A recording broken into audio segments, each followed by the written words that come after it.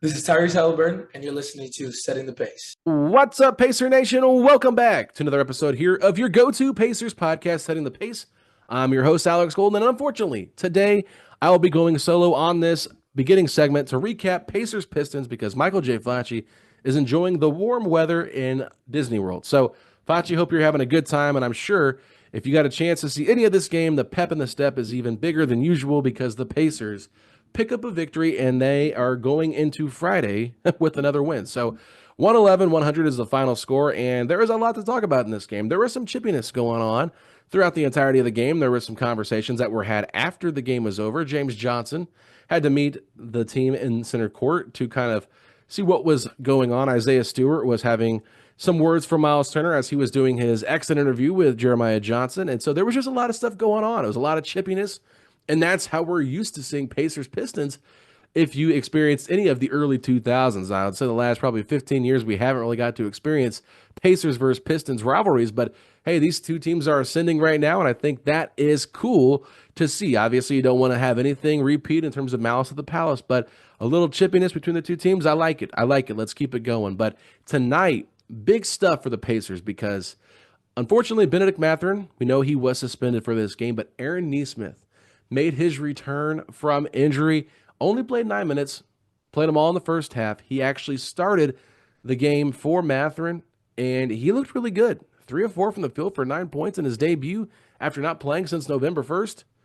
Pretty impressive stuff, and I like the way that he was getting out there defensively, just doing what Aaron Nesmith does, and it looks like his target date that he originally had set up for himself was, prior to this game, so he came back a little bit later than maybe expected, so I know he was chomping at the bit to get back out there, and it's good to see him healthy because the Pacers have missed his defense. I mean, I've talked about it on this podcast. Tyrese has said it in post-game conversations, but like they need their second best defender back out there. Him and Nemb-hell are their two best defenders, and they needed him back to be able to guard some of these guys. And while he only played 9 minutes, it's just good to see him no longer being listed as out. And Tyrese Haliburton as well was questionable coming into this game. He plays, he's healthy.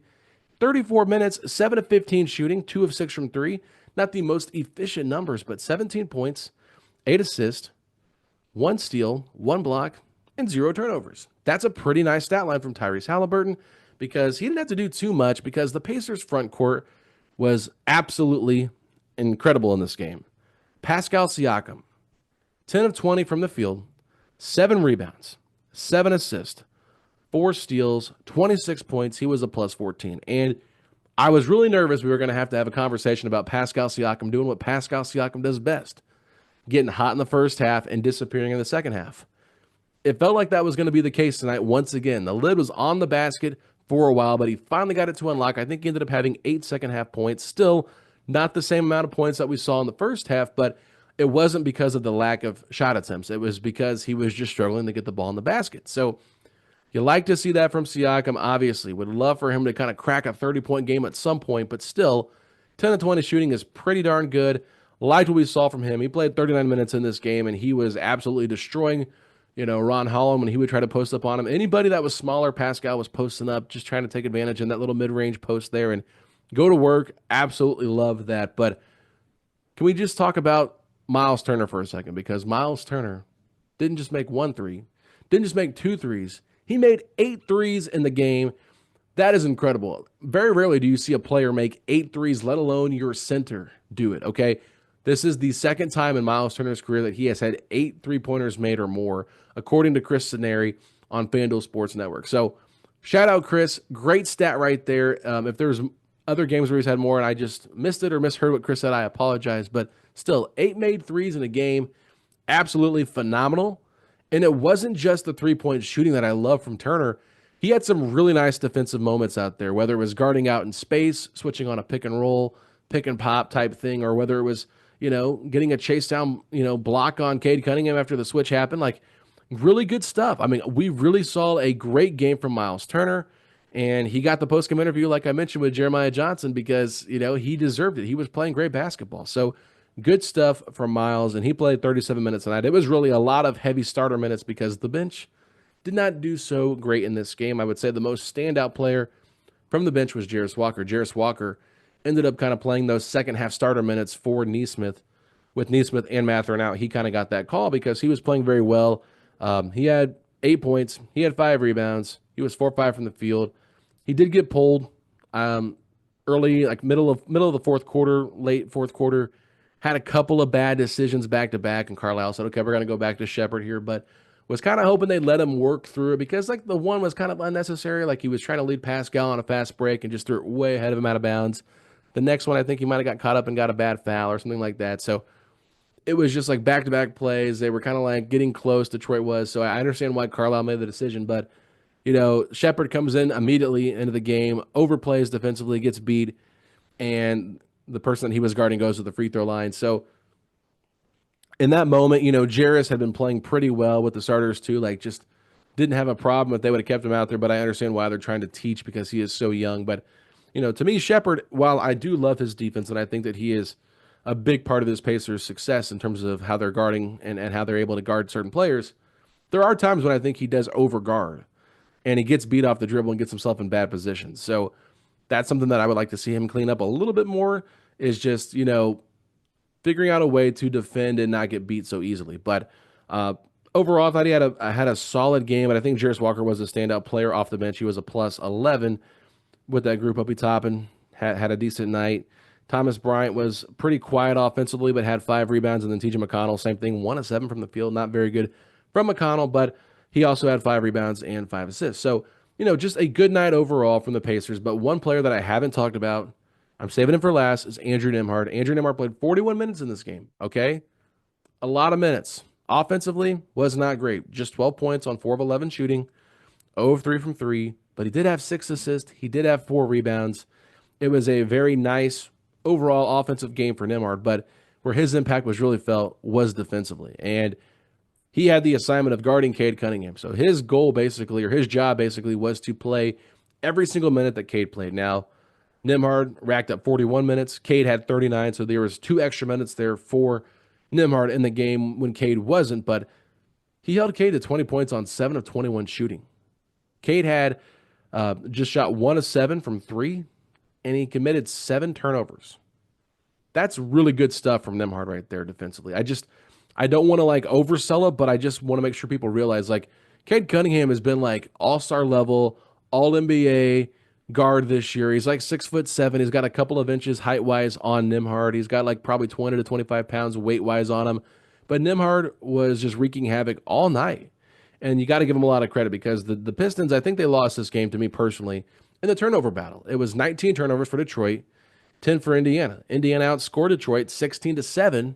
That's a 9-point differential, and they won the game by 11. So I think that the turnovers were like the big point here in terms of why Indiana was able to kind of pull ahead of Detroit. But like this Indiana Pacers team defensively has been so much better the last 17 games they played. Now that they're winners of 13 of their last 17 games, holding Detroit to 100 points. Like I'm not saying Detroit's like some great offensive juggernaut of a team, but like for this Pacers defense to do that, that's very impressive. So I just like the way that this team played. They did not do good rebounding the basketball. They got out rebounded by 15 to Detroit, 55-40, but they still found a way to win. And I think a lot of it comes down to turnovers. They had 4 more made threes, and that to me is really all you need to know. They ended up having 5 more made field goals as well. So this was just a very nice balanced attack from the Pacers, especially from the starters. But it was chippy out there. I'll tell you, man. There's a lot of stuff going on at the end of the game, and I love it. I absolutely love it. So good win for the Pacers. I'll quickly give out the awards for the MVP. I think we got to go Myles Turner here. 28 points, like I said, just phenomenal shooting from him. It really opened up the rest of the floor. For our clutch player of the game, I'm going to go with Pascal Siakam. Pascal Siakam hit some big buckets there in the fourth quarter. There was one where the shot clock had got down to 1 second. The Pacers had the ball out of bounds on a baseline play. They throw the ball into Siakam. He hits a fadeaway and just splashes that fadeaway from about 16 feet. So beautiful stuff from Siakam. And then for my feisty Foster player of the game, there's a lot of ways I could go with this, but I think I'm going to go Nembhard just because of the defensive effort that he had against Cade Cunningham. I just think it was really, really special the way that he kind of slowed him down. And Quinn Buckner brought it up. Like, it took Cade all the way until the fourth quarter to figure things out defensively. Offensively against Nembhard's defense. So really good stuff from Nembhard. We know Nembhard's a good defender. We know that There's some matchups he struggles with, like Jalen Brunson has always been a problem for him. But bigger defenders, he's done a pretty good job, or bigger players, I should say, he's done a good job defending them. So good stuff guarding Cade Cunningham. I mean, you can't say enough about Cade's game. I think that, Detroit, their shooting has gotten so much better this year with the talent they've brought in with Beasley and Hardaway Jr. and even Tobias Harris at times, But this is a Pistons team that's still trying to figure things out. Obviously missing Jaden Ivey tonight, out for the rest of the season with that injury. That was just brutal. So, it's a great year for the Pistons. They really have turned things around from where they've been at the last couple of years. So love to see this rivalry starting to brew, and I'm glad the Pacers are a part of it. So good win by the Pacers, and they are still undefeated in the year 2025 when Tyrese Haliburton plays and when playing on the road. So good stuff from the Pacers. Now, I'm going to take a quick break, and when we come back, Bryce Simon does a great job co-hosting the Game Theory podcast with Sam Vecini, and over at Pistons Pulse, he'll be joining me to talk about the Detroit Pistons cap situation, their potential interest in Myles Turner in the offseason, and what it would take to maybe pry Myles away from Indiana. So he didn't watch the game tonight because he was busy podcasting with Sam, so he's going to watch it later.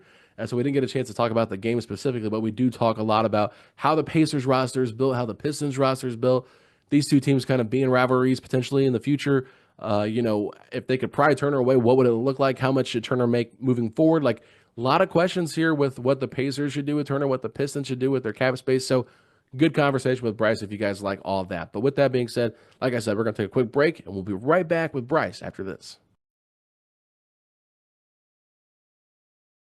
All right, everybody, joining us now in our second segment of today's episode. I want to thank Bryce Simon for joining us. He's been on this podcast before, filled in for me actually one time, and him and Facci had a good conversation. But, with the Pistons Pulse, and if you guys listen to the Game Theory podcast with Sam Vecini, is his co-host there. So, Bryce, thanks so much for coming on. How are you doing? Alex, how are you doing, man? I'm excited to join and talk with you. Wish it was under better circumstances for somebody that covers the Detroit Pistons, but they have won plenty of games this year, so it was okay. They were kind of due for a loss where they couldn't complete the comeback. At time of recording, I've not watched the game because I was recording the Game Theory podcast. I will watch the game first thing Friday morning and get up to speed, but it sounds like the Pistons struggled with a certain stretch big, which is something they are known for this season. Yeah, I mean, honestly, like this was, if not Myles Turner's best game of the season, one of his best games of the year. And funny enough, that is the person we were going to talk about tonight. So I was like, we had this plan probably a week in advance, like talking about Myles Turner. We were talking about different ways the Pistons could, be players for Myles Turner in free agency. And then he has, 8 3-pointers tonight. And I think that's the second time he's done that in his career. So, just a big night for Turner. There was a lot of chippiness going on at the end of the game. I don't know if you heard about that or not, but my guy Omari Sankofa II, he's my co-host over on the Pistons Pulse. He's the beat writer for Free Press. I saw he tweeted earlier in the game just like these teams really don't like each other. That was first quarter. And then I saw that JB and Rick Carlisle maybe got into it a little bit and some other stuff. So I'm excited to watch. I support the chippiness of the competitive sport of basketball. Yeah, it's good to see these two franchises back again kind of competing in the Eastern Conference because obviously nobody wants to go back to what happened in 2004 with the brawl and things like that. But, it's good to see these two franchises kind of having that rivalry again because they're right, close to each other. It's a short drive and they're good teams. They're both good young teams. And, obviously you haven't watched a game yet tonight, but I like the chippiness. I think a lot of it goes back to that in-season tournament game where the Pistons just, completely railed the Pacers, and they went up by like 20-something points, and they're just like kind of adding on to the points because of the NBA Cup rules. But, I think that it's just, beef stew. He's always going to pick a fight when he can. Yes. Myles Turner's post-game interview was very bizarre. He was like talking with the Pacers reporter, Jeremiah Johnson, and he just kind of kept like being distracted because Isaiah Stewart was like just chirping from a distance at him. So pretty funny stuff. But today I did want to talk with you about the Pistons caps situation and kind of where they're at as a team, because I do believe they're around I should ask you this, how much cap space do they currently have right now as a team? Right now, they're 14 or something like that. Essentially the Paul Reed move, for people who didn't follow it closely, when they saw Paul Reed get waived, a lot of people was like, what's going on? The Paul Reed move allowed them to cut enough salary to where they have more cap space than any other team, including teams who have their non-taxpayer MLE, because the new CBA allows teams to use those non-taxpayer MLEs, room exceptions, whatever, use those exceptions as in-season trade exceptions, essentially. And so the Pistons have more room to absorb money than any other team in terms of in-season right now as things stand.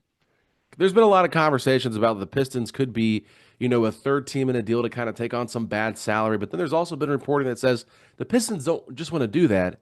They want to be players potentially at this deadline. They go out there and get a name. Now, I don't think that this conversation we're going to have really kind of is focused on the trade deadline, but I do think it does kind of matter because based on what the Pistons do at the trade deadline will impact what they can do in the offseason. So if they don't make any significant moves or they go out and get an expiring contract, and a trade, this trade deadline, they will have space potentially to throw a nice offer at Myles Turner in free agency. And I will say this, you were on Kevin O'Connor's show, and one of the things you brought up was like the Pistons really need a stretch big, and the stretch big that could be out there for them. One of the hottest free agents is Myles Turner because the Pacers do not have the ability to offer him an extension because of the short-term deal that he signed last time. So they will have to wait till free agency to kind of compete with other teams. So I'm not sure exactly what the number is going to be for Myles Turner in terms of what he's looking for per year.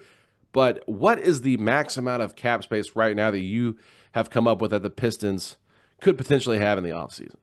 Yeah, so I think you bring up a good point. First and foremost is what Detroit does at this deadline actually could really impact this, right? Like there's names that have floated out there, Zach LaVine, Brandon Ingram. Like I've seen national people even bring up Bradley Beal, right? Like them being the team that takes on the Bradley Beal contract.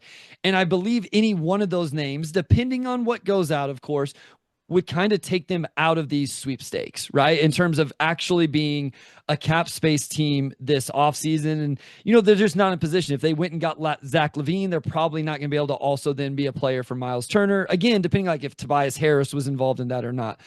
My kind of understanding from talking to like Keith Smith, from talking to a Pistons cap guy that does a really good job just with the Pistons, Kyle Metz, and some of my own numbers, they could get to 24 fairly easily. Now that's renouncing rights to kind of everybody, and including Tim Hardaway Jr., Malik Beasley, like all of those situations. And so, like, I don't think the number is as scary as maybe what people might think for a team in Detroit's situation. And here's the other thing. I just recorded Game Theory podcast with Sam Vecini, and we did all NBA. Guess who ended up on our all NBA team? Cade Cunningham. If Cade Cunningham ends up on an all NBA team, that cuts into $8 million of that cap number.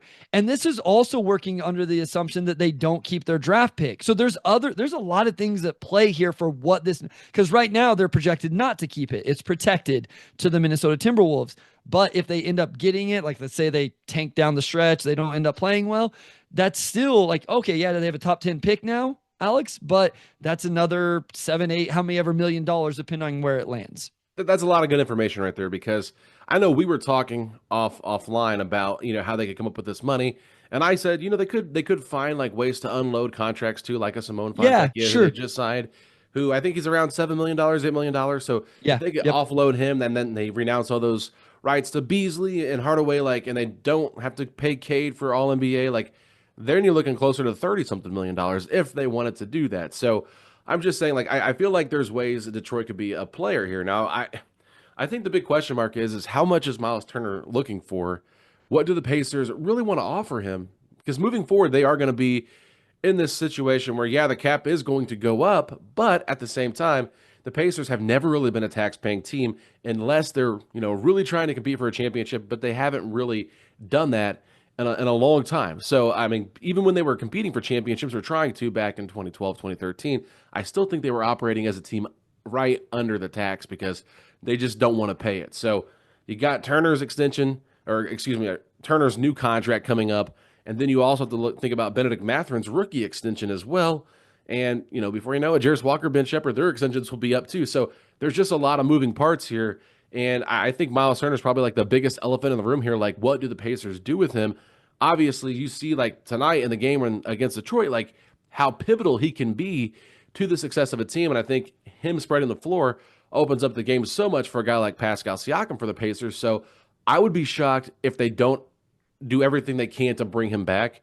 But I do think that sometimes people maybe overlook that there are legit threats out there in terms of teams that do have some cap that could get him. So I'm curious, from your standpoint, how much would you want the Pistons to offer Myles Turner if you were to throw out like a theoretical number? And then what exactly do you like about his style of play with Detroit's roster as currently constructed?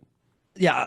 Real quick, don't you think it would make Pascal a little bit upset if they let Myles Turner walk as well? Like, my understanding was this was one of the big reasons Pascal was excited about coming to, like, obviously playing with Tyrese is a draw, but wasn't the idea of playing with a stretch big like Turner something that was really intriguing to Pascal, that he felt like it opened up his game and some of the post up stuff he does, having a big who spaces the floor? Am I making this up, or this is a real thing, right? No, there was an article that came. I think it was The Athletic. I'm not sure exactly what article or who had the article, but he said there was two players that he wanted to play with. That's right, Kevin two Durant players, yeah. and Myles Turner. So yeah, two Texas Longhorns. I mean, that's the only thing that I know that they have in common. Both 7-footers that can shoot too, but just like it's just funny. Like when you hear Kevin Durant and Myles Turner, and someone's like wish list for who they want to play with in terms of a trade. It is kind of funny to hear those two names together, but we saw in the playoffs last year how they worked together, how teams kind of defended them differently. Sometimes you saw, the stretch four go out to Myles and they put the 5 on Siakam, but Siakam's shooting like 40-something% from 3 this year, something he's really worked on. So that also is a different element that he didn't have, throughout his career. He's not been a great 3-point shooter. So I do think that him elevating his game from outside has been a big factor in like the Pacers trying to attack how teams guard those two specifically. But I mean, obviously, they have played really well together since he's been traded here. Well, and I think that's one interesting thing about Pascal's game is I have him pegged as one of the best post-up forwards in the league in terms of getting position before he gets the ball. Like he does a really good job of that, and it's hard to do that with a non-floor spacing big, right? Even if it's not a post-up big, if that guy's in the dunker spot all the time or something like that, the floor spacing isn't there. I think it's important to note real quick, because some Pacers fans may be like, why did they need Myles Turner? They have number 13 overall pick Jalen Duren. Like, why are Pistons fans even talking about this? I don't know how much you saw of this tonight. Jalen Duren has really struggled with stretch bigs. I assume he was the culprit in a lot of what Myles Turner got tonight. I don't know. I haven't seen the game yet. We will see. I actually had somebody text me about a completely different play where Jalen Duren messed up defensively. That is the crux of Pistons questions about the center position. I love Isaiah Stewart. I don't think he's a starting center. And Jalen Duren is very young. He is very bouncy. He rebounds very well. He's a lob threat, has real chemistry with Cade Cunningham. I don't know how much of that showed tonight. He has real question marks on the defensive end, and he has consistently throughout this season shown issues guarding on the perimeter, specifically against stretch bigs. And as we know, this is the way of the NBA. There are a lot of them, and NBA teams are going to continue to search for them. So that is why this conversation is coming up, along with, if there's one proof of concept that has been shown this year, Alex, it's that if you put spacing around Cade Cunningham, he can be a really good basketball player. Yeah. And the idea of doing that with a center makes a lot of sense, because their wings, especially Asar Thompson and Ron Holland, are not good floor spacers right now. So the idea is you get a center that does do that, and their lack of floor spacing is mitigated just a little bit. Yeah, no, I mean, that's a great point. I think that Jaden Ivey took his game to another level this year. I think he was playing much better. Yeah. And I think the Pistons did a really good job. I know it was like not the greatest offseason, but like Tobias Harris, Tim Hardaway Jr., Malik Beasley, like they're all shooting the ball particularly well. And like you said, it's been one of those things that's opened up the floor for Cade Cunningham. And tonight, I would say Cade didn't have a great game. I think he finished 7 of 21 from the field.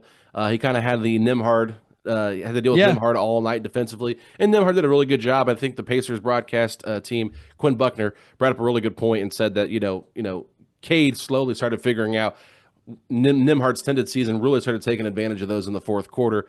So Cade is just evolving into like this special player. He's evolving into that person I think everybody expected to be the number 1 overall pick, because he's just that talented of a player. So I think that the whole thing with Turner is really interesting, because I think he would be a great fit with the Pistons if that's the team he decides to leave for, if they're going to offer him, the contract. Maybe the Pacers won't. I think the Pacers will not be dumb about this. I think they will go out and give him the contract, but I'm just throwing out different ideas while we have time to talk about it. And I never got your answer on this one, so I want to come back to that question. What was that number that you're thinking the Pistons would, willingly offer Myles Turner? Yeah, I don't know. Like, I don't know where Trajan, like, this is the tough thing. Like, we don't know where Trajan is at, with those numbers, right? Like, we got him last offseason. Obviously, he gave Tobias Harris a really big number. I was trying to think of what some other centers. I was trying to look up the some of the other center numbers we've seen. I don't know about you. I know I've struggled with like just contract value. Yeah. These days as this starts to go up with the cap. So let's see. AAV, what? Jarrett Allen's he's better than Jarrett Allen. Not Jarrett Allen. I was thinking of Nick Claxton. Yeah. That's the big one right there, because Claxton got $25 million. Yeah. Hartenstein and like Turner's got to be wanting 30, right? Like 30 was the name that popped in my head. It starts going too much over 30, and I start to, for two reasons, too much over 30. I start to question it just because that seems like it's starting to get a little rich. And also because I think then that would force Detroit to start moving players to get the salary cap to make it happen. So now it's not just signing a free agent. You're essentially getting rid of guys. It almost becomes like a trade situation, right? Like, okay, we let Tim Hardaway Jr. and Malik Beasley walk and traded Simone Fontecchio to bring in Myles Turner. It's like, okay, well, now what is the net gain whenever you've lost that stuff? Like, I think that's where this becomes tricky, Alex, is I don't know that Detroit can get there straight up with the salary cap space without moving other pieces to get there. And then it's like the net look of things is a little bit different. This is kind of like out there just because I think it's a little different, but like, how tied do you think the Pistons are to Tobias Harris' $26 million expiring next year? I would assume not. Okay. Like, I think whenever that deal was signed, my first thought was like, that's a really good number to add in a trade sometime, right? Like, that's a great number to, okay, first year, he plays, he starts, great. Now, hopefully, Asar Thompson is ready, and whoever, the ideal scenario is Cade, J.I., Ron Holland, and Asar Thompson are starting next year. Like, they all make those jumps. I think it's unrealistic to think they all do, but that would be great. And then it's like, okay, when the time comes to go trade for a big-time name, whoever that is, there's $26 million of expiring money for Tobias Harris. Thank you for your veteran presence and some of your corner threes and mid-post isolations, but your services are no longer required.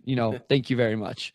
Yeah, I'm just thinking out loud because I'm thinking, like, if you wanted to go and get Turner and maybe free up some space by trading Tobias Harris is expiring, and then bring back Malik Beasley, Tim Hardaway Jr., keep Fontecchio, so you have a little bit more depth. You have your shooting still. You obviously still kind of miss that stretch four because Tobias is, I think he's a little bit underappreciated. Got a lot of slander for his time in Philly, and I understand parts of it, but like, I think there's bigger issues there. Obviously, you can kind of see like they move on from him, and they're still having a ton of issues in Philadelphia. So I don't necessarily think he was as big of the problem as they made him out to be. I think he was a little bit of a scapegoat, but I don't think that Tobias Harris is like this, like, all-star level player. You know what I mean? So it's just, he's a good player, but that's the extent of it to me. Like, essentially, if the trade-off was Myles Turner for Tobias Harris, and then like that, I think that would make a lot of sense. That would be the trade-off that would make sense to me. Because again, what Myles does is, even more than what he does for Cade, what Myles does is he allows you to play Ron Holland and Asar Thompson.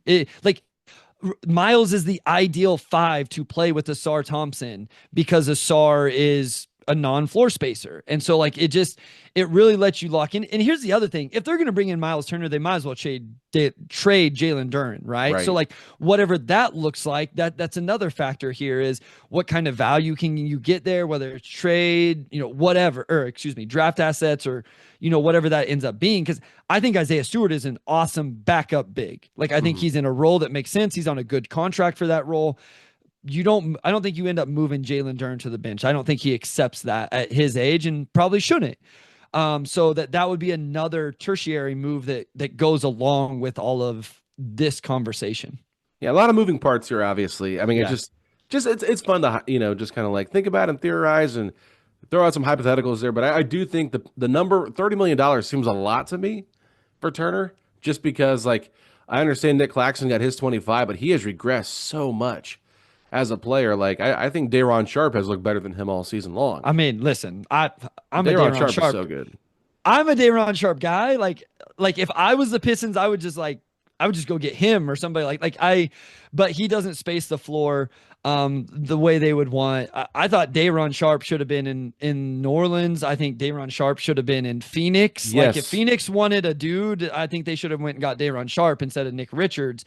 But I've found I'm much higher on Day'Ron Sharp than most people are. I like him a lot. I mean, you're not the one. You're not the only one that likes Day'Ron Sharp. I think he's pretty tough. How old is Myles? Myles, yeah. Listen, I think this day and age, I think 30 million is the number for a guy like Myles Turner. The way he spaces the floor, it's a lot of money. It is. I can't wrap my head around it. I don't want to sign any of these contracts. You know what I mean? Like it's just, but like here's the thing, Alex. By the end of that contract, $20 million is going to be the non-taxpayer MLE. Yeah, you're right. I asked Keith Smith this the other day. I said, when is $20 million the non-tax MLE? I think he said 2029. I mean, if you give Myles Turner a 4-year deal at 4 for 120, whatever, at the end of that deal, when he's still only 30 years old, that's only $10 million more. That would be like what, a $23 million contract right now. That's not the right ratio, but yeah. I'm a science teacher, guys, not a math teacher. Give me a break. But I just, and maybe I'm off here too. Like, that's what I'm saying. Like I want somebody to do this, Alex. I need somebody to break it down. Okay. The third player on your team is the average percent of the cap is this. The fourth starter on a team, average percent of the cap is this. Yeah. And then by position, okay, your floor spacing bigs are making this percent of the cap. I need somebody to do that for me because I want to see those numbers. Yeah, I mean, that would obviously give us a much better understanding of like what this is and like trying to make sure it makes sense, because like at this point you're paying Siakam and Haliburton max contracts right now.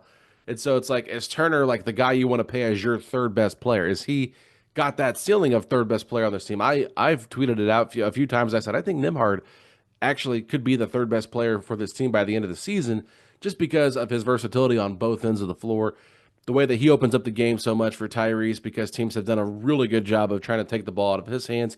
And we've seen a totally different Haliburton when Nembhard's not on the floor, because Turner, like as great as Turner was tonight against Detroit, there's a lot of games where you're kind of like hoping for more with Turner. And I think that's always been the thing. Like on average, I think he's been around like a 13.5, 14 points per game kind of score with around 6 to 7 rebounds. And you wish you could just always get a little bit more. He's done better with Haliburton since he's come here and the offense has went up a lot. But at the same time, I think that if you kind of skew the numbers in terms of like percentages of like what he was scoring with Haliburton versus when he wasn't, the Pacers as a team were scoring less. So I like him a lot. Do you want to financially put yourself in this, hardship where he's your third guy and you really don't have an out and you got all these rookie contracts coming up? Like, it's just, to me, it's a very tough conversation to have. But a lot of people get mad at me for saying this, but I'm like, you just can't let a guy like this, that's like a top 10 center in the league, walk for nothing when you're trying to compete in the playoffs. So here's the counter to me. Like, Hartenstein got 30 million this last season. Like, is Myles Turner better than Isaiah Hartenstein? I mean, here's the hard part about comparing everything, because the Thunder had the cap space to do this. Yeah, right? That's a good point too. And it's just like, do I think that Hartenstein's worth that much money? Not necessarily, but that's what it cost to pry him away from New York. They had that money to give him, and they already had all these other great players around them on some, on rookie deals, things like that. So they were in like this great spot where they could go out and do something like that. Whereas, that's the interesting perspective of you versus me with like cover the Pistons, right? Like, I look at Myles Turner and go, we can afford for him to be the second best or second highest paid player on the team, even if he's not the second best player on the team, because look what it opens up for all of the other guys. Look at all the data and the growth he will provide to Cade Cunningham, Jaden Ivey, Asar Thompson, Ron Holland. And you know what? By the time those guys come up to get paid, his contract's going to start to be done. You know what I mean? Like, yeah. So he can be paid as the second best guy, even if he's the third or fourth best guy, because Holland's on a rookie deal, Asar's on a rookie deal. Even Ivy wouldn't be till like year 2 of his, and it would only be those three guys, right? It'd only be Ivy, Turner, and Cade. And so that's interesting perspective, right? Where I'm like, you know what, 25, 30 a year for Myles Turner, I'll pay that because I know what it would bring to this team. Where for you, you're like, I mean, we're already paying Hallie, we're already paying Pascal, like, and he may not even be our third best player. Can we pay him like that? So that's where value really becomes so intricate based on teams, cap space, rookie contracts, stuff like that. Yeah, I mean the Pacers pretty much re-signed everybody last year too. Like, yeah, they extended McConnell, they re-signed Nemb-hell to a 4-year. Obi got an extension. Yeah, like he's probably the one that a lot of people are expecting the Pacers maybe to trade. And I thought, because if they could trade him and open up some cap space, could that make some sense for them to do that? Because they're so close to the tax. But they got Thomas Bryant, who I think was a big help for them at the backup center spot after losing Wiseman and Isaiah Jackson. Isaiah Jackson, he's on his rookie end of his rookie deal, so he'll need an extension or a new contract at the end of the year. There's been some talk maybe they could just like let him go and be an unrestricted free agent and give him a qualifying offer, because who's going to pay someone a lot of money when they are coming off an Achilles injury? James Wiseman, who you're familiar with from his time with Detroit, like played one game I think, and it was against the Pistons and hurt himself. So yeah, it's just it's been a weird year. Like I feel like if the Pacers would have been able to get a full year of Isaiah Jackson and James Wiseman, the conversation about Myles might be a little different. But I think at this point now, it's like it's been Myles, and then now you're talking about, is Thomas Bryant a good enough backup for next season? Like that's kind of how people are looking at it now, versus like, do you bring back Wiseman and Jackson? So I mean, there's just a lot of conversation here. Here's what I'll say is this is my archetype of a big though, Alex. Like you give me a stretch big, especially one that can protect the rim a little bit, and I'm all in, because I think the hardest thing to find in the NBA is a true primary shot creator, right? Like a true shot creator for themselves and for others. That's the first thing every team has to go find, right? You have to find your Doncic, your Jokic, your SGA, for you guys, for Haliburton, for the Pistons, it's Cade. I think the next two archetypes is a true two-way wing, not a 3-and-D wing, a true two-way wing, like a guy that can get buckets and defend, and this archetype of a rim protecting floor stretch big. And I would put those two in the same category in the next tier. And like that's why I just value it so much. Like I'm not saying it's easy to find a lob threat big, because I think there's a little bit more to that than what people give it credit for sometimes. I just think a stretch big is such a cheat code, Alex. I really do. And I'm not saying your Pacers offense wouldn't be as good without Myles Turner. I just wonder if he did walk, if you would look back and be like, oh yeah, these guys are good, but man, it would be nice if the floor was spaced for this Pascal post up, or whoever's drive, or does Benedict Mathurin have as much room to drive downhill if Turner's not out there? So like it's my kryptonite when it comes to archetypes, because I love it. No, and I mean, there's a reason why Rick Carlisle was playing Obi Toppin at the small ball 5. Yeah. When everybody went out, it's just like, we got to have floor spacing. And when McConnell's out there in the second unit, that's no floor spacing at all. So it's like having another big out there. And they ran a lot of lineups where Siakam was with that second unit, just because they always want to have Siakam or Haliburton on the floor at all times. But that's why like getting Thomas Bryant as soon as they could on December 15th was massive, because Thomas Bryant is, not nearly as good, but he is a stretch big. I think he has a lot of similar elements to his game as a Jalen Smith, who left in free agency for Chicago, right? I think there's aspects of Thomas's game that I probably like better than Jalen Smith's, because Jalen was so raw, and he was like shooting like the cover off the basketball last year. At one point, he was like 40-something% from three, and then like he got hurt, and then like he just completely fell off, got pulled out of the playoff rotation, and ended up signing for way more than the Pacers were going to offer him. So it's just interesting, because you're right, though. Stretch bigs do make a big difference, and I think with this Pacers offense and style they want to play, it's just how they plan on doing things. So I probably have kept you longer than I said I would, but no, you're good. The last question I wanted to ask you was, if not Myles Turner, is there another stretch big center out there, maybe on the lower scale, that you think the Pistons could go out and get? No, I don't. And I also want to clarify something as well. Like, I'm not completely out on Jalen Duren yet. I said at the start of this year that the most important thing for Detroit to find out was who is Jaden Ivey and who is Jalen Duren. Jalen Duren is young, Alex, And Jalen Duren has had 3 coaches in 3 seasons. And in the middle season of those was a complete dumpster fire of a season with a coach who lasted 1 year and got paid $60 million not to coach anymore. And so I give Jalen Duren a little bit more grace in terms of his progression and growth, especially defensively, but it's starting to wear a little bit. And I would really like to see that. I think tonight was game 41 for the Pistons. So can the second 41 be better than the first 41? Can we start to see growth? It sounds like we did not tonight, which is frustrating. But I do want to put that out there that Jalen Duren could show growth. It could click, right? We've seen randomly all of a sudden it clicks for a guy, and there's a lead up to it, but we don't always know why or see it that way. That where I would go and say, no, I'm good. Like I'll stay with Jalen Duren for another, like let's give him the right extension. As far as other names, no. And I think that's why I'd be so willing to make a move for Myles Turner. Because here's the other, I don't know who the guy in the draft is either. Right. I thought it was going to be Kamen Wallawatch at Duke, and he hasn't proven to be the stretch version of that yet. There's some guys in the second round, but I don't think they're going to be guys that are like starters in the NBA. And again, this archetype is really exciting and it's really rare. Like there's not a whole lot of these guys. And that's why I think Turner would be so sought after. Another name that just kind of comes to mind is Robert Williams in Portland. I know that he's been there's been a lot of injuries there, and that's the big concern. Like, can he actually play? But like just having somebody like that as probably a cheaper option could be worth trying out, especially if you do keep Beef Stew and Jalen Duren at that point. Just having that third big that can be a scorer, that could be interesting to me. And then another veteran, I'm not sure if he would be the right fit for Detroit, but Vucevic has proven he can spread the floor. It's just defensively, he's such a liability. Vooch would be interesting. Vooch would be that offensive archetype that makes a lot of sense. To me, then you're just leaning into like, okay, Ron, Asar, you guys got to be elite wing defenders, right? Like we're going to lean into that. It'd be like trying to do what the Knicks are doing, just not as good at every position, right? But like, right. Hey, we know our big man's going to space the floor, and hopefully our wings are good enough defensively that it doesn't matter that he's not that good defensively. And for what it's worth, Karl Towns has been awesome this year, guys. I had him 3rd team All-NBA, so like I'm not trying to like crush Karl Towns.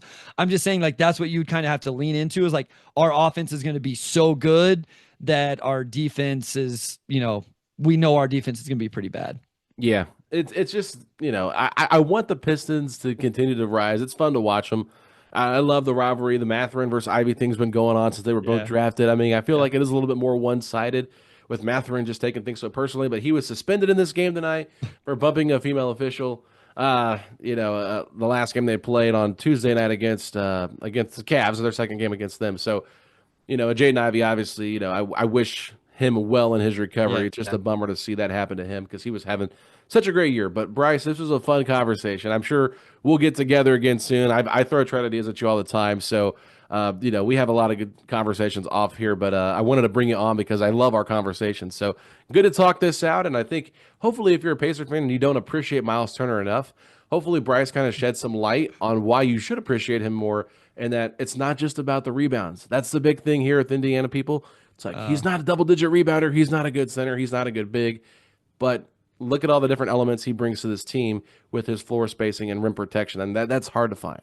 Or maybe you guys are just all screaming at this podcast saying that I'm overvaluing him, and I don't know ball. I don't know. No, like, listen, there's those things. I'll tell you what, Jalen Duren rebounds the ball extremely well, and we find the warts in the rest of his game. So it's always something, but it's what makes basketball fun, and you can take so many different sides with it. And you're right. I enjoy our conversations because they're insightful and they're fun. And even if we don't always agree, sometimes we do. Like it's fun to talk hoops. Yeah, for sure. So go ahead and let everybody know where they can find you at on social if they're not following you. And then anything you'd like to plug, please do that as well. Yeah, at Motor City Hoops on Twitter, on Blue Sky. I actually don't tweet a ton. Like, it's not like I'm a fill your timeline with Pistons content. I'll tweet randomly about NBA draft stuff, NBA at general, if I'm catching a game live. And then the Motor City Hoops Substack, I will tell you this, guys, don't subscribe. You don't want to subscribe, but if the Pacers play the Pistons, you might come check out the post. I do have it's like 7 pages of notes. Most of it is Pistons, but there's always a page and a half of the opposing team, including some videos I've started clipping in. So like if Indiana had a really nice set action tonight, or defensive play, or Myles Turner had a great block or something like that, sometimes I'll highlight those things with video as well. So just check those out after the fact. Appreciate the support there. And then the Game Theory podcast with Sam Vecini is your general NBA draft podcast that I co-host over there with Sam. Great stuff, Bryce. I really appreciate you coming on, and hope you get some rest. I know you've been podcasting a lot today. One last thing. B-Bobbler. This is the only narrative I actually push in the NBA. Should be the official bobblehead of the NBA. Just look how close this is, right? Yeah. All they did, I coach high school football. Our seniors got us this for our present for the end of the year.